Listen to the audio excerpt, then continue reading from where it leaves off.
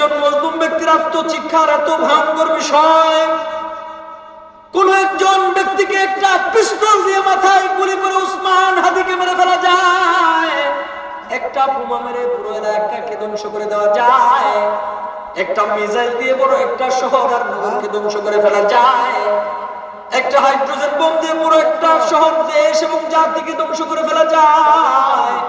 কিন্তু একজন মজলুম ব্যক্তির আত্মচিৎকার এটা আল্লাহ তাআলার কাছে এত ভয়ঙ্কর বিষয়, কারণ মজলুম ব্যক্তির আত্মচিৎকার আর আল্লাহ তাআলার আরশের মাঝখানে কোনো পর্দা থাকে না।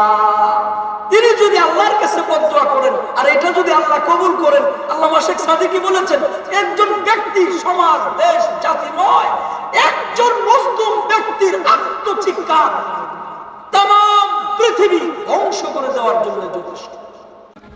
ومساجد يذكر فيها اسم الله كثيرا, মসজিদের মধ্যে আল্লাহ তাআলার বরত্ব, মহত্ব, শ্রেষ্ঠত্বই সবসময় বর্ণনা করা হবে। দুনিয়ার কোন স্বার্থ সিদ্ধির আলাপ আলোচনা নয়, এমনকি কোন গণতান্ত্রিক প্রক্রিয়ায় আব্রাহাম লিঙ্কনের গণতন্ত্রের কুফরি মতবাদের রাজনৈতিক চর্চা নয়, এটি হারাম।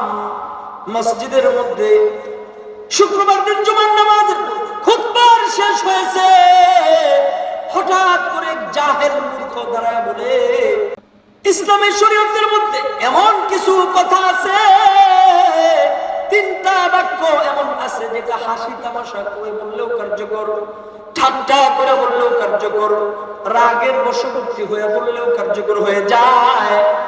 আপনি যদি হাসতে হাসতে বলেন, কাইন্দা কাইন্দাও যদি বলেন, এরপরেও কার্যকর হয়ে যায়। তার মধ্যে দ্বিতীয় নম্বর বিষয় হলো আত-তালাক।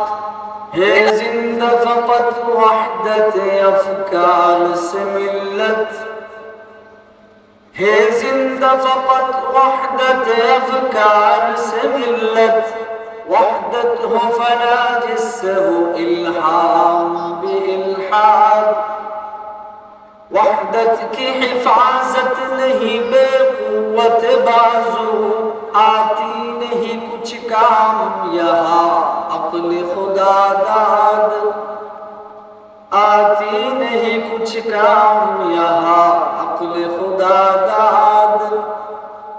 ऐ मर्द खुदा तुझको वो कुव्वत नहीं हासिल, जा बैठे किसी गार में अल्लाह को कर याद, जा बैठे किसी गार में अल्लाह को कर याद।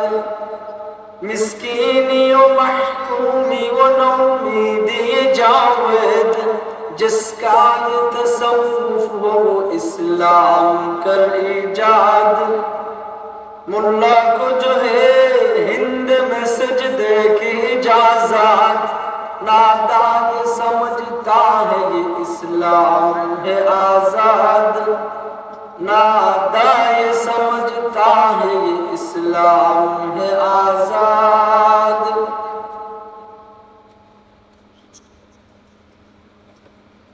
আলহামদুলিল্লাহ, উত্তর জায়গির কাজিয়াকান্দা দুবারপাড় জামে মসজিদ ও মাদ্রাসার উদ্যোগে 12তম বার্ষিক ইসলামী সম্মেলনের মুহতারাম শ্রদ্ধেয় সদর সভাপতি হযরতুল আল্লাম মুফতি আওলাদ হুসাইন সাহেব দামাত বারাকাতুহুম, সহ সভাপতি হযরতুল আল্লাম হযরত মাওলানা কারি সুলতান আহমদ পীর সাহেব ফুলপুরি দামাত বারাকাতুহুম, আগত সকল ওয়াইজিনে কেরাম, মঞ্চে উপবিষ্ট যুগের শ্রেষ্ঠ সন্তান, জাতির কর্ণধার, জাতির রইস হযরত বুজুর্গ উলামায়ে কেরাম, আমার সামনে দিন প্রিয়, ইসলাম প্রিয়, কোরআন সুন্নাহর আলোচনা প্রিয়, দিনদার ঈমানদার মুমিন মুসলমান ভাইরা, আমার সমবয়সী নওজোয়ান যুবক ভাইরা, পর্দার আড়ালের মা বোনেরা, আল্লাহ জাল্লা শানুর দরবারে আলিশানের শুকর, রব্বে কারীম আমাদেরকে অত্যন্ত দয়া করে আজকের আজিম শান জান্নাতের টুকরা বাগান, বেহেশতের বাগ বাগিচার মধ্যে আল্লাহ তাআলা আমাদেরকে হাজিরি লেখাবার তৌফিক দিয়েছেন। এজন্য আমরা সকলে মিলে সমস্বরে ভক্তি করে মুহাব্বতের সাথে সকলেই পড়ি আলহামদুলিল্লাহ। মুআজ্জাজ সামিঈন, আপনারা সকলেই কেমন আছেন? আলহামদুলিল্লাহ, আল্লাহ তাআলার ইচ্ছা, আপনাদের দোয়া, আল্লাহ তাআলা আমাকেও সুস্থ রেখেছেন। বেশ কয়েক বছর ধরেই ধারাবাহিকভাবে আপনাদের খেদমতে এই মাহফিলে আসা হয়। তো এই বছরও আপনারা দাওয়াত করেছেন, এই জন্য আপনাদের সাক্ষাতে চলে এসেছি। মাগরিব থেকে নিয়ে অন্ত পর্যন্ত ওলামা হযরতগণ তাদের নুরানি জবান থেকে গুরুত্বপূর্ণ নসিহা পেশ করেছেন, আপনারা শুনেছেন। আমি আপনাদের সামনে খুবই মুতাওয়াল সময়ে নয়, এমনিতেই লম্বা মুতাওয়াল কথা বলা এটা আমার চিরাচরিত অভ্যাসের বিপরীত। মুখতাসার আকারে কিছু কথা আপনাদের সামনে উপস্থাপন করব, যে কথাগুলো আপনার আমার পুরো এলাকার মানুষের উপকার হতে পারে এমন কিছু কথা আল্লাহ তাআলা জবান থেকে বের করেন। আপনারা সকলেই বলেন আমিন। মুআজ্জাজ হাজিরিন, বিগত 3 বছর আমি কি বিষয় নিয়ে আলোচনা করেছিলাম, বেশ কয়েকটা বিষয় আমার মাথায় আসছে। তো আজকে আপনাদের সামনে যে বিষয়টি নিয়ে আলোচনা করব এটি হচ্ছে মসজিদ। যেহেতু আপনারা মসজিদের উদ্যোগে এই আজকের আয়োজন করেছেন, যদিও এটা মসজিদের উদ্যোগে নয়, এটা ব্যক্তিবর্গ মসজিদের সাথে সংশ্লিষ্ট যারা আছে, যারা মসজিদকে পরিচালনা করেন তাদের উদ্যোগে, কিন্তু তারা নামটা দিয়েছেন মসজিদ এবং মাদ্রাসার উদ্যোগে। এখানে মসজিদ এবং মাদ্রাসাকে বড় করা হয়েছে। আপনি মসজিদ মাদ্রাসাকে বড় করেছেন, আপনি ইনশাআল্লাহ বড় হবেন। তো আজকের আলোচ্য বিষয় হলো মসজিদ। প্রথম কথা হলো মসজিদ কি, দ্বিতীয় কথা মসজিদ কবে থেকে, মসজিদে কি হয়, মসজিদে যা হওয়ার তা হওয়ার মধ্যে বাধা প্রদানকারী শাস্তি, মসজিদ আবার এই সংশ্লিষ্ট কিছু কথা। তো মুআজ্জাজ হাজিরিন, প্রথম কথা হচ্ছে মসজিদ কি। আপনারা বলেন তো মসজিদ কি? মসজিদ কি? আল্লাহর ঘর। মসজিদ কার ঘর? মসজিদ কার? আল্লাহ। আওয়াজ করে বলেন মসজিদ কার?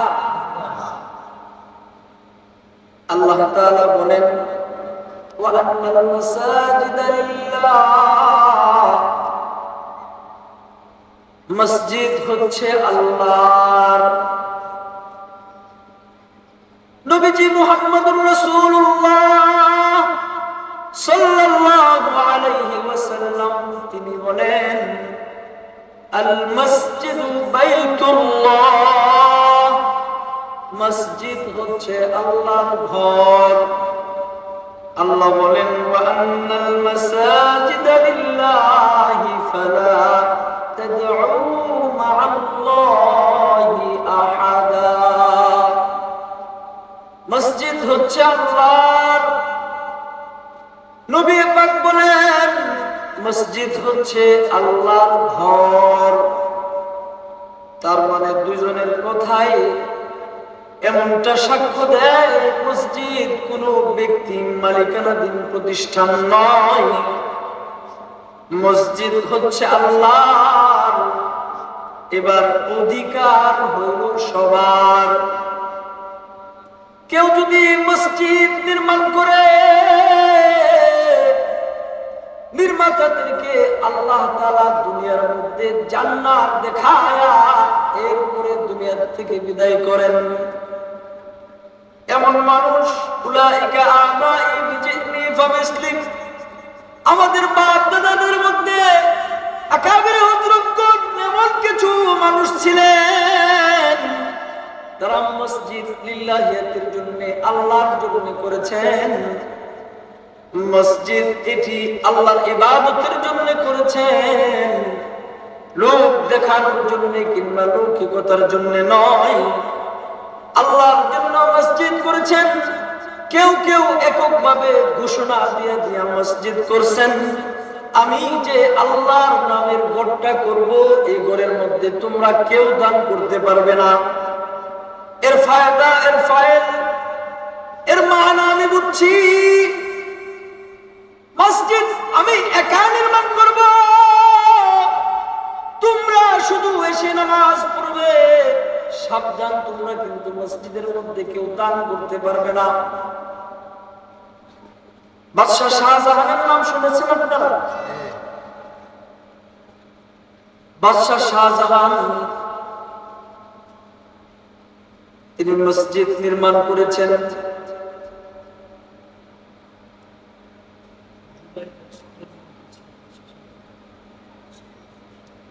বাদশাহ হারুনুর রশিদ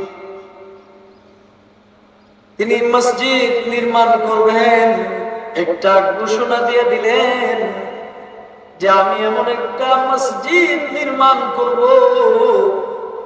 তোমরা কিন্তু সেই মসজিদের মধ্যে কেউ অংশীদারিত্ব গ্রহণ করতে পারবে না। মসজিদ নির্মাণ করে ফেলাইল।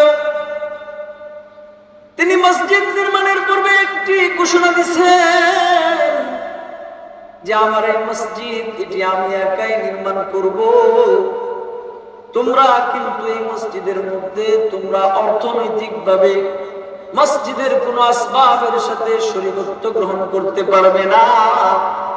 নির্মাণ হয়ে গেল। তিনি একাই নির্মাণ করেছেন আল্লাহর ঘর মসজিদ, একাই নির্মাণ করেছেন। স্বপ্ন যুগে আল্লাহ তাআলা তাকে জান্নাত দেখাইছেন। ফেরেশতা এসে তাকে জান্নাতের মধ্যে তার আবাসন, জান্নাতের মধ্যে তার যে ঘর আল্লাহ তাআলা নির্মাণ করেছেন মসজিদের বদৌলতে, তিনি ফেরেশতা তাকে ঘুরায় ঘুরায় দেখাচ্ছিলেন। যখন তিনি চলে আসে দেখেন পাশে আরেকটা সুন্দর জান্নাতের প্রাসাদ দেখা যায়। তিনি এটার মধ্যে জানতে চাইলেন এই জান্নাতটা কার। অবাক হয়ে গেলেন, তার সমপরিমাণ আল্লাহ তাআলা একটি জান্নাত দান করেছেন। ফেরেশতা বলে এটি আপনার মসজিদ, যে মিস্ত্রি নির্মাণ করেছিলেন সেই নির্মাতা মসজিদের যে মিস্ত্রি ছিলেন, যে রাজ ছিলেন, ওই রাজ তার নামে আল্লাহ তাআলা জান্নাতের মধ্যে একটি ঘর নির্মাণ করেছেন। বাদশাহ হারুন রশিদের ঘুম ভেঙে গেল। যে সমস্ত কর্মচারী এই মসজিদ নির্মাণের মধ্যে যারা ছিল, সকল মিস্ত্রি কর্মচারীদেরকে দাওয়াত করা হলো, ডাকা হলো, তোমাদের মধ্যে আব্দুর রহমান কে? আব্দুর রহমান বলে আমি বাদশাহ। হায় হায়, তোমার কপাল খুলে গেছে। তোমার নামে আল্লাহ তাআলা একটি জান্নাতের মধ্যে ঘর নির্মাণ করেছেন। তোমার নাম আমি জান্নাতের মধ্যে দেখেছি। কেমনে হইল? কেমনে? এত বড় আজিমুস শান, এত বড় দৌলত, জান্নাতের মালিক তুমি কেমনে হয়ে গেলা? মসজিদ তো আমি নির্মাণ করেছিলাম, আমার জান্নাত বরাবর তোমার নামে আল্লাহ তাআলা একটি জান্নাত নির্মাণ করেছেন। কেমনে হইল? রহস্য জানলেন। মিস্ত্রি বলে বাদশাহ আপনি প্রজ্ঞাপন জারি করে দিয়েছিলেন, কেউ যদি এই মসজিদের মধ্যে ধান করে, এটা মানা করে দিয়েছিলেন। আপনি বাদশার এই কথার অবাধ্যতা করার যোগ্যতা, সাহস কারণই নাই, আমারও কোনো সাহস ছিল না। কিন্তু মসজিদ নির্মাণ, কেউ যদি মসজিদ নির্মাণ করে, তাহলে মান বানা লিল্লাহি মসজিদান বানাল্লাহু লাহু বাইতান ফিল জান্নাহ। মসজিদ যিনি নির্মাণ করবেন, আল্লাহ তাআলা তার জন্য জান্নাতের মধ্যে ঘর নির্মাণ করবেন। আল্লাহু আকবার বলেন। দুনিয়ার মধ্যে যিনি মসজিদ নির্মাণ করেন, আল্লাহ তাআলা তার জন্য জান্নাতের মধ্যে ঘর নির্মাণ করেন। তো এই কথা আমি জানি, কিন্তু আপনার এই মসজিদের মধ্যে আমি যদি কোনো কিছু পাথর কিংবা কোনো ইট রড সিমেন্ট বালি দিয়ে দেই, শাস্তির ভয় এটা দেই নাই, কিন্তু আমার বাবার লিখে যাওয়া প্রত্যেক সূত্রে যে সম্পদ আমার ছিল, ওই সম্পদ কুড়ায় মাটির নিচে কিছু দামি পাথর পেয়েছিলাম। রাত্রের অন্ধকারে বাদশাহ আপনার কনস্ট্রাকশন মসজিদ নির্মাণাধীন যেই মালামাল ছিল, পাথরগুলো ছিল, 3টা পাথর আমি পেয়েছিলাম। আমার জমিন খুঁড়ে পাথরগুলো আপনার পাথরের সাথে রাত্রির বেলা রেখে দিয়েছিলাম। আর আল্লাহর কাছে দোয়া করেছি, আল্লাহ তোমার হাবিবের বক্তব্য হলো দুনিয়ার মধ্যে কেউ যদি মসজিদ নির্মাণের মধ্যে সহযোগিতা করে,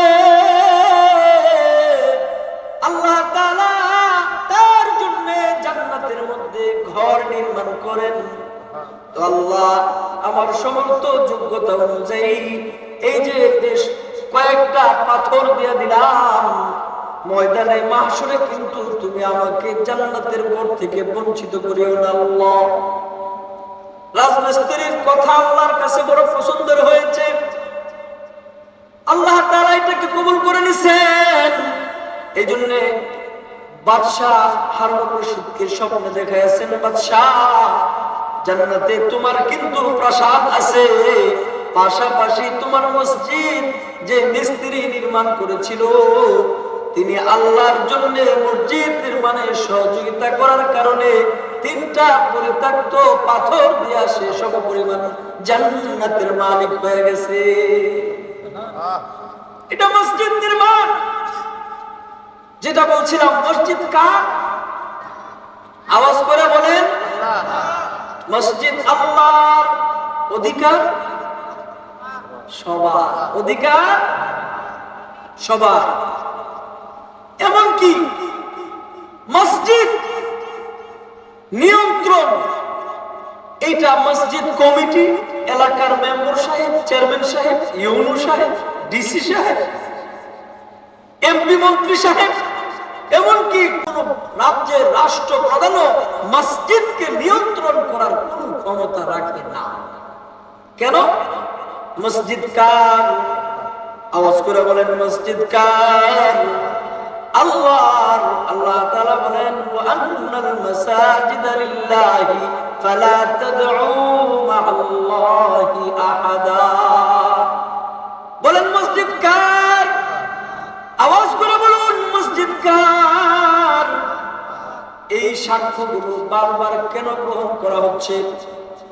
কারণ বর্তমান সময়ে সমাজের কিছু সংখ্যক লোক মসজিদকে নিজেদের বাবার সম্পত্তি মনে করে, নিজেদের একটি প্রতিষ্ঠান, আবাসিক একটি প্রতিষ্ঠান মনে করে মসজিদে এই করা যাবে না, সেই করা যাবে না, এই বয়ান করা যাবে না, এই সুদের বয়ান করা যাবে না, এই বয়ান করেন, এইভাবে নোটিশন দেন। আছে না নাই? বিগত সময়ে আমি যেহেতু মসজিদের দায়িত্বে আছি, জুমার নামাজ পড়াই, চিঠি গেছে বারবার, হুজুর বয়ানটা এইভাবে করেন, এটা করেন না, এটা বলা যাবে না। এই নিয়ন্ত্রণ কোন রাজ্যের রাষ্ট্রপ্রধানেরও এই যোগ্যতা নাই। কেন? মসজিদ কার? আল্লাহর। এই পৃথিবীর মধ্যে মসজিদ কবে থেকে? পৃথিবীর মধ্যে যখন কোনো মানুষ ছিল না,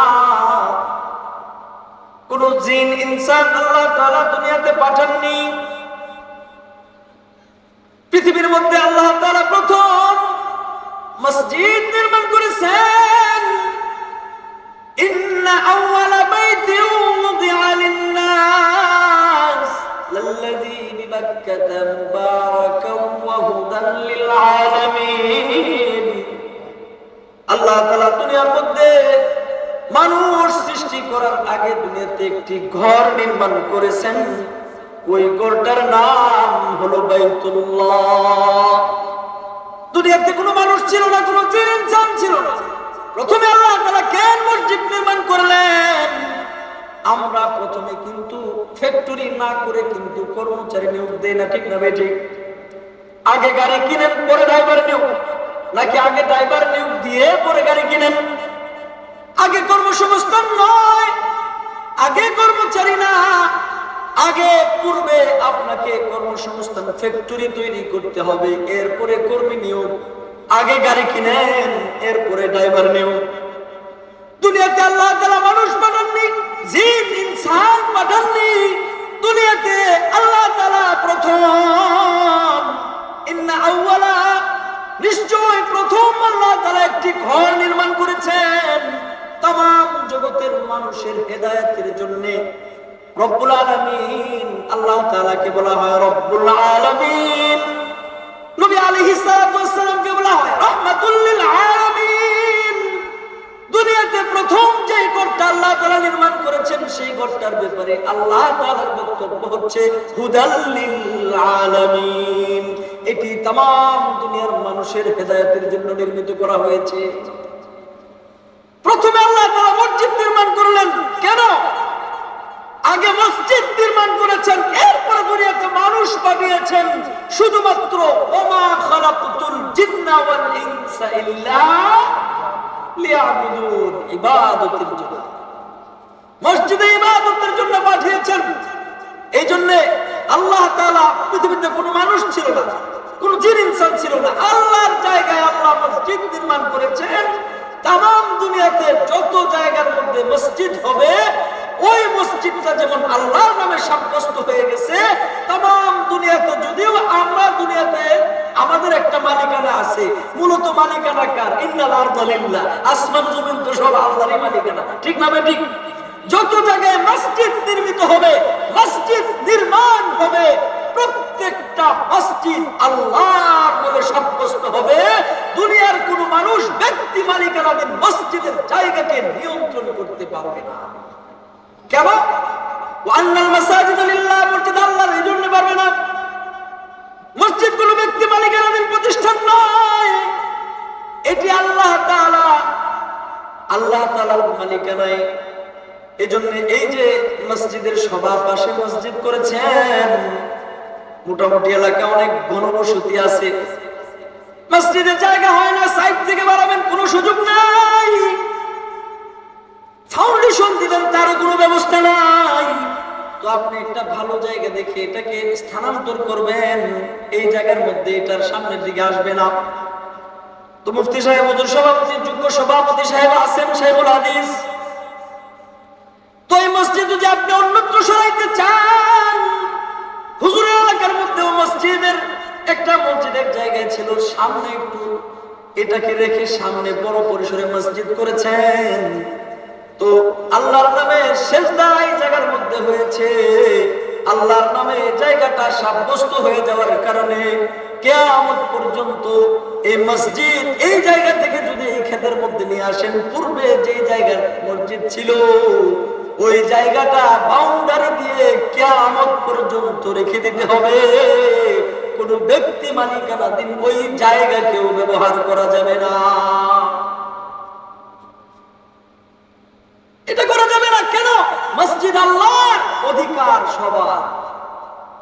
মসজিদের মধ্যে সভাপতি সাহেব টাকা একটু মালও আছে, একটু ক্ষমতাও আছে, আছে না এরকম? এই এলাকাতে তো আছে সভাপতি সাহেব কিংবা এলাকার বড় সাহেব, নেতা সাহেব, একটু গুন্ডা টাইপের লোক আছে না নাই? শুক্রবারের নামাজে আছে না? এটা গ্রামে গঞ্জে পাওয়া যায় না, শহরের দিকে আছে। তো তিনি কি করেন? মসজিদের মধ্যে আজানের পূর্বেই সামনের কাতারে জায়নামাজ একটা বিছিয়ে রেখে জায়গাকে রিজার্ভেশন করে রাখে। পরে হুজুর যখন যা মানুষকে খুঁজায় খুঁজায় সে সামনে যা, হারাম, জায়েজ নাই। আপনারা বলুন তো দেখি, মসজিদটা কার অধিকার? তো মসজিদের সামনের কাতার টাকা, এটা কি এলাকার বড় সাহেবদের? না, অধিকার সবার। সামনের কাতারে যিনি আগে বসবেন এটাই তার।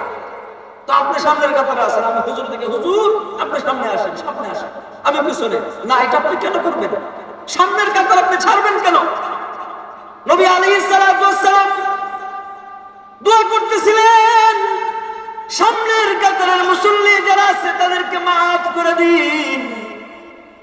আহা, সাহাবায়ে কেরাম নবী পাককে বললেন, ইয়া রাসূলুল্লাহ, আমরা যারা পিছনের কাতারে আছি আমাদের জন্য আপনি মাগফিরাত চান। নবী পাক আবার বললেন, সামনের কাতারের মুসল্লিদেরকে মাফ করে দিন। এরপরে নবী পাককে সাহাবায়ে কেরাম আবার বললেন, পিছনে আমরা যারা আছি আমাদের জন্য আপনি একটু মাগফিরাতের দোয়া করেন। নবী পাক আবার বললেন, সামনের কাতারের মুসল্লিদেরকে আল্লাহ আপনি মাফ করে দেন। এরপরে বললেন, পিছনের কাতারে মুসল্লি যারা আছে তাদেরকেও মাফ করে দেন। বলেন তো দেখি, সামনের কাতারের জন্য নবী আলাইহিস সালাতু ওয়াস সালাম মাগফিরাত কয়বার চাইছেন? হাদিসের মধ্যে এসেছে, মসজিদের সামনের কাতারে কি লাভ এটা যদি মানুষ জানতো, এলাকার হাত নাই পা নাই বিকলাঙ্গ আদ্রা লেংরা লুলা মানুষটা হামাগুড়ি দিয়া মসজিদের সামনের কাতারে দাঁড়ায় যাইত। যদি জানতো, তো এই মসজিদের সামনের কাতার আপনি ছাড়বেন কেন? মুফতি সাহেব হুজুর আছেন, আপনি এক জায়গায় সফরে যাচ্ছেন, আপনার পীর সাহেব উস্তাদ আপনার সাথে, আপনার কাছে ধরেন হাফ লিটার পানি আছে, পানির মালিকানা আপনি, নামাজের রক্ত এসেছে, ওযু করবেন, মালিকানা যেহেতু আপনার, আপনি ওযু করবেন, পীর সাহেব তায়াম্মুম করে নামাজ পড়বেন, মালিকানা যেহেতু আপনার, ছাড়বেন কেন? তো এবার বলেন তো দেখি, মসজিদের সামনের কাতারটা কার? বুঝেন নাই? মসজিদের সামনের কাতার সবার, কোনো বাইন্ডিং নেই। মসজিদ হচ্ছে আল্লাহর, সামনের কাতার হচ্ছে সবার। মুআজ্জাজ হাজিরিন, ইমাম আবু হানিফার নাম শুনছেন আপনারা? ফিকহে হানাফের শ্রেষ্ঠ ইমাম, ইমাম আবু হানিফা রাহমাতুল্লাহি আলাইহি। তিনি একদিন রাস্তা দিয়ে যাচ্ছেন, দেখেন পথিমধ্যে ছোট্ট একটি বাচ্চা কাপড় ধুইতেছে। ছোট্ট বাচ্চা সুন্দর দেখলে আমাদের মায়া লাগে না? যদি কোনো কর্মসংস্থানে ভিক্ষা করে, অনেক সময় গাড়িতে দেখে ছোট ছোট বাচ্চা ভিক্ষা করে, তো বাবা এদিকে আসো, কি করো তুমি? যে হাত পাতা যেহেতু অভ্যাস হয়ে গেছে, এটা আপনি সহজে ফেরাইতে পারবেন না, তো কাজ করছে। তো বাচ্চা দেখলে বলি না, বাবা তুমি কি পড়বা, তোমার চেহারাটা বড় সুন্দর।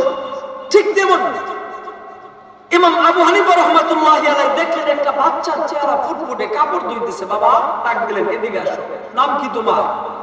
বললেন ধরেন আব্দুর রহমান।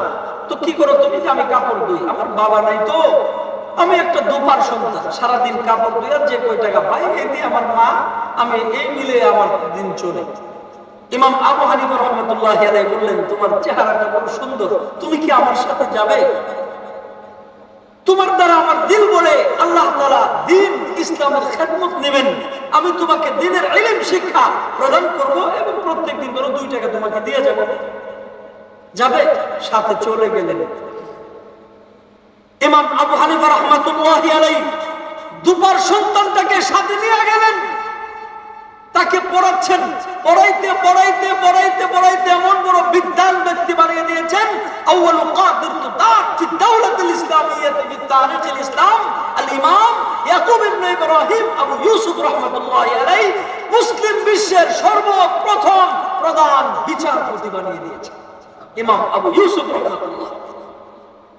ফিকহে হানাফির দ্বিতীয় শ্রেষ্ঠ ইমাম ইমাম আবু ইউসুফ রাহমাতুল্লাহি আলাইহিকে দুপার সন্তানটাকে ইমাম আবু হানিফা নিয়ে গেলেন, তাকে পড়াইতে পড়াইতে এমন বড় বিদ্বান ব্যক্তি বানিয়ে দিয়েছেন, तमाम মুসলিম বিশ্বের সর্বপ্রথম তিনি কাজীউল কুসাত ছিলেন, প্রধান বিচারপতি হয়ে গেছেন। তৎকালীন সময়ে ওই রাজ্যের বাদশা বিবির সাথে রাগ করে বলেছেন, তুই যদি আজকের রাত্রিতে, বাদশা হারুন রশিদের সাথে জুবাইদার একটা ঘটনা আছে, এটার সাথে আর মিলায় ফেলেন না, তুই যদি আজকে আমার রাজ্যের মধ্যে রাত্রি যাপন করস তাহলে তুই 3 তালাক। বুঝতে পারছেন কথা কি বলছে?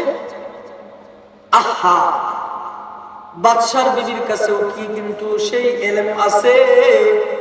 সালাসুন জিদ্দুহুন্না জিদ্দু ওয়া হাজলুহুন্না জিদ্দু।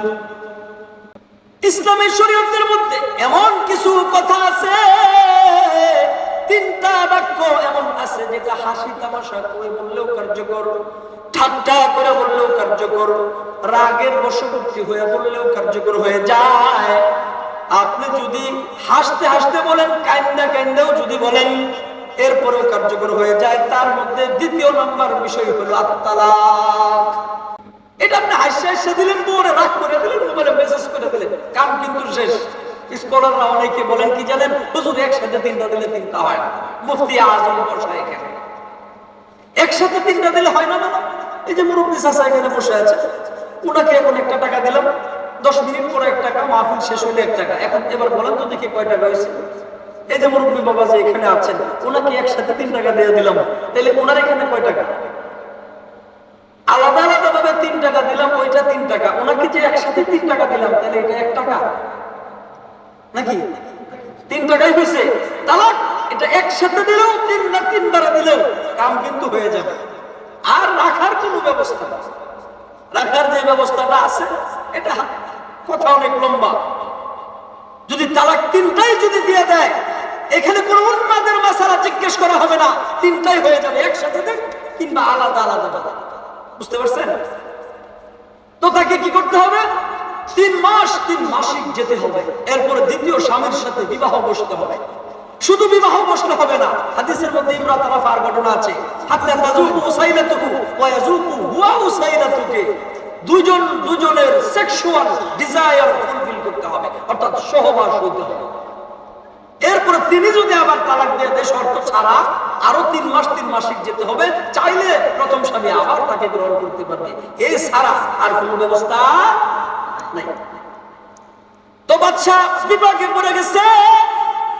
হায় হায়, বাদশার জমানার মধ্যে কিন্তু উন্নত টেকনোলজি ছিল না, রাতারাতির মধ্যে বিমান ছিল না, হেলিকপ্টার প্লেন ছিল না যে রাতারাতির মধ্যে দেশ থেকে দেশান্তরিত হবে।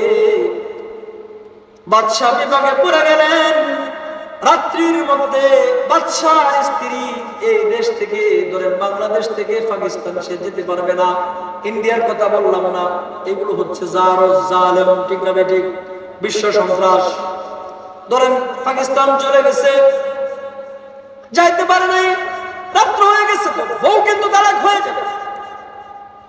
তো তার কাছে আর কোনো যখন রাস্তা নাই, মুসলিম বিশ্বের প্রধান বিচারপতি সেই দুপার ছেলেটা ইমাম আবু ইউসুফ রাহমাতুল্লাহি আলাইহির কাছে ইস্তিফতা চাওয়া হলো। তিনি বললেন, বাদশাহ, আপনার স্ত্রীকে মসজিদের মধ্যে রাত্রি যাপন করতে বলুন, আপনার বউ তালাক হবে না। আল্লাহু আকবার বলবেন না? এখানে কি কোনো ঝগড়াঝাটি লাগছে? এই ভাই আপনারা কই যাবেন? বাচ্চাদের জ্বালায় মাহফিলগুলোর মধ্যে এটা যেন অষ্টমী তৈরি হয়ে গেছে। এখানে বুঝবান যারা আছে মিটাইয়া দেবেন, এটাকে বড় করবেন না। মুআজ্জাজ হাজিরিন, সকলের দৃষ্টি আকর্ষণ করছি, বয়ান কিন্তু আমি ছেড়ে দেব। তবে যেই কথাটা বুঝাইলাম, মসজিদ কোন বাদশাহ রাজ্যের রাজত্বের অন্তর্ভুক্ত নয়। মসজিদ হচ্ছে আল্লাহর অধিকার সভা। মসজিদে ব্যক্তির থাকলো, তাহলে বাদশার বউ তালাক হয়ে যেত না। যেহেতু বাদশার বউ তালাক হয় নাই কেন? মসজিদের মধ্যে রাত্রি যাপন করছে, তার মানে সে বলছে আমার রাজ্যে থাকতে, মসজিদের মধ্যে থাকা মানে তুমি আমার রাজ্যে থাকবে না। কারণ রাজ্যের রাষ্ট্রের অধীনে মসজিদ না, মসজিদ হচ্ছে আল্লাহর অধীনে। মসজিদ কার? সবাই বলেন আল্লাহ। মসজিদ কার? অধিকার সবার। এবার বলেন মসজিদের মধ্যে কি হয়?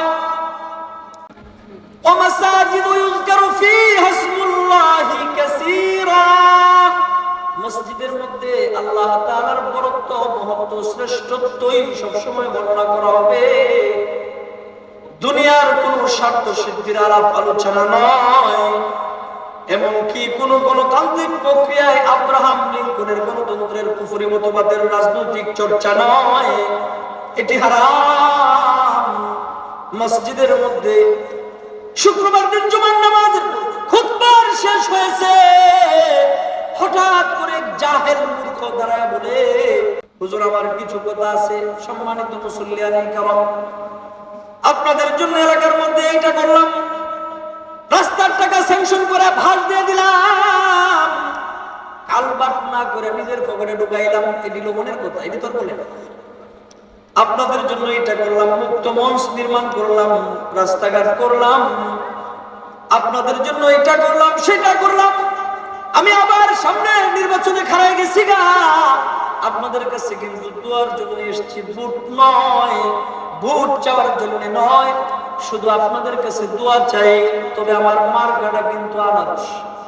এবার আপনারা বলেন, রাজনৈতিক চেয়ারম্যান মেম্বার সাহেব শুক্রবারে জুমার নামাজে মিম্বারের সামনে দাঁড়ায় তিনি কি দোয়া চাইছেন নাকি ভোট চাইছেন?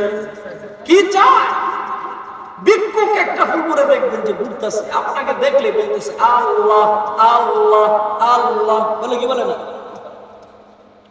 সে যদি আপনাকে বলে ভাই টাকা দেন, টাকা আপনি দিবেন না, সে টাকাটা কি আল্লাহ বুলি বানায় নিছে? কি বানায় নিছে ভাই?